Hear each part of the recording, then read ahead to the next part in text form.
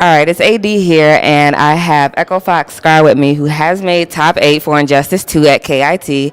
So I know you were traveling a lot in 2017 for IPS, all the way up until October for Last Chance qualifiers. Then you kind of took a little break for a little bit. So what have you been doing the last couple months? This is the first time coming offline since then.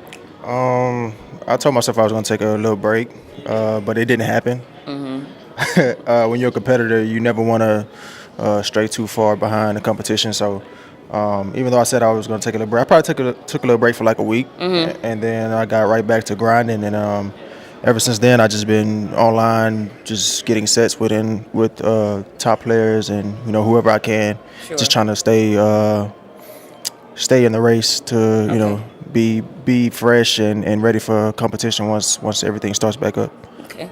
Right, and we didn't get to catch you at NEC this year, but I'm sure you caught all of that and was watching the stream and everything, staying on top. Again, we saw Sonic Fox win that, so I'm sure that was a good feeling. I always see your teammate winning. So coming into this top 8, which will be starting in a couple hours, or really just kind of talking about the whole day, how did it feel playing, being back out there and competing after a few months? I felt really good. I know I've been grinding a lot, and I don't know, it was just different for me this time around. Something just told me that I was gonna do really well, and I ended up doing really well in MKX and as well as Injustice. I had a few close calls in Injustice, but I was able to clutch it out. Like against Krusty, a really good Harley player, and it came down 3-2. It was 2-2 at first. And then I was like, let me compose myself, let me slow it down. And I just really played a lame game with Supergirl and ended up clutching it out. I also beat Tweety. I think it was 3-1. Yes. And, who did I fight after that? And then I had to fight Rewind. And a lot of people doubted my ability to beat him because of, I guess, my recent ninth place finishes.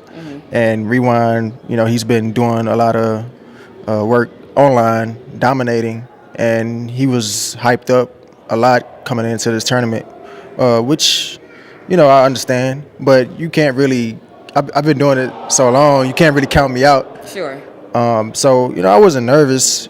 I've been playing against the best player in the world who's on my team, and it really doesn't get any bigger than that. Right. So, I've been here plenty of times. I've been in the position that I was plenty of times. And honestly, I feel like Rewind, he probably, this is all new to him. So it probably kind of got to him after he played really well against Sonic. And, he just didn't capitalize on a few mistakes. So from there, I just played my game, and I was really confident in my game plan, and it pushed me through the top 8. So. Yeah. Yeah, I know it was tough out there for Rewind and going through that, but he gave Sonic Fox a hell of a fight. He took it as far as he possibly could, and it was good to see. And then I know then you had to fight him, and we saw you bring out Brainiac. So did you already know ahead of time you had a plan to do that? Yeah, I know Rewind uses Flash, so I knew that him being able to kind of stop my dive kick was kind of out of the question, because once at a certain distance, once Brainiac dive kicks against Flash, he really can't really do anything about it because he doesn't really have a far reaching down one. His down one is his down one range is kind of short, so I was able to take advantage of it. And plus, Brainiac in general just has better range than Flash. And then he tried to go Catwoman, and in that matchup, my game plan was just to try to stay away, because once she gets in, it's kind of tough for Brainiac. So I just tried to play a hit and move kind of game, and once I knocked him down, I just tried to run the set play, and it worked out in my favor. I asked him after the match, why didn't he go Scarecrow, because he's went Scarecrow against me before, but he didn't want to get counterpicked with my Supergirl. He played my Supergirl with Scarecrow, and it didn't really go so hot for him. So I guess he didn't really want to try it out. Also, on top of that, he wasn't playing Scarecrow a majority of the day, so I don't know how fresh he was with that character. So I knew Brainiac, going into that match, Brainiac was probably my best bet. Yeah, and it definitely worked out for you. So, kudos to you there for choosing to go Brainiac. So, going into the top 8 tonight, you will be fighting against Ominous first. That's correct, Texas boys. So, coming in the top 8, how are you feeling about that?